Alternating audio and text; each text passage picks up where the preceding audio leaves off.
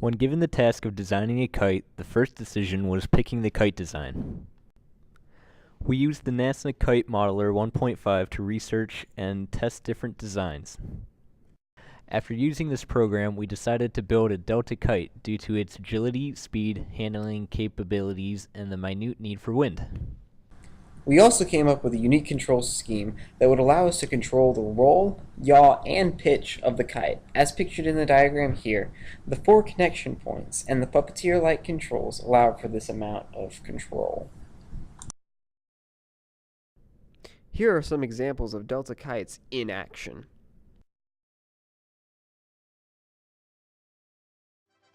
To the string of your kite.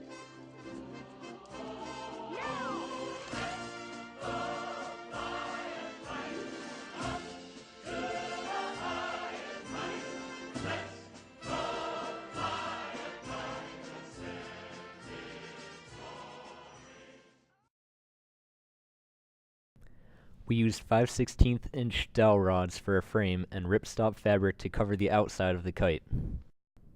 To hold together the balsa dowels that make up the frame, we applied epoxy at the joints. The ripstop was then glued to the frame. Our first tail design was a single triangle tail in the middle of the kite.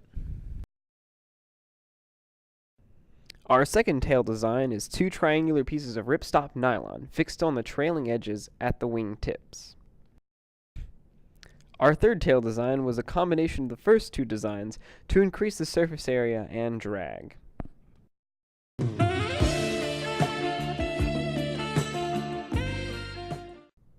Next came the task of testing our kite.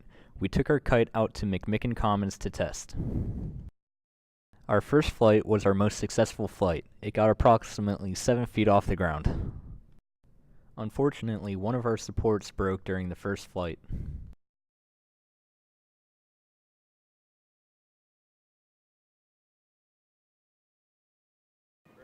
We believe our kite was not very successful because of the lack of wind on the given test days.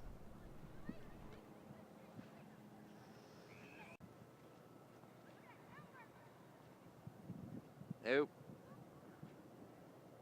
Since we weren't able to actually test our different tail designs, we did some research to see what effect tails had on the flight of kites.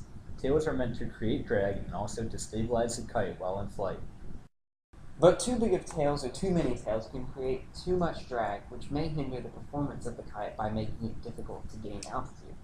Taking a look at our kite tail designs, we can hypothesize that tail design 3 would not be very effective. Our guess is that with a tail in the center and tails on both of the trailing edges, it would create too much drag. The ideal tail design out of our 3 ideas would probably have been design 2. This would most likely have the optimal amount of drag needed for successful flight. Another downfall to our design was our control system. We attempted to have 4 control strings in order to have an easier time handling the kite once in the air. The downfall to this is that we never even had a chance to get the kite in the air. The system we had was just too complex. Our strings tangled after just 1 attempted flight, rendering the control system basically useless. If we were to do it again, we would have had a simpler control system and not have worried as much about it. Looking back in this project, we had a lot of fun. We enjoyed playing around with the simulation and actually building the kite. We're sure we would have had more fun if we would have had a successful flight. It was pretty disappointing about not being successful, but I guess that's all part of engineering. We tried something and it just didn't work out this time. I'm sure if we were to do this project again, we'd have a much better plan and idea on how to have a successful kite flight. Credits, mother trucker!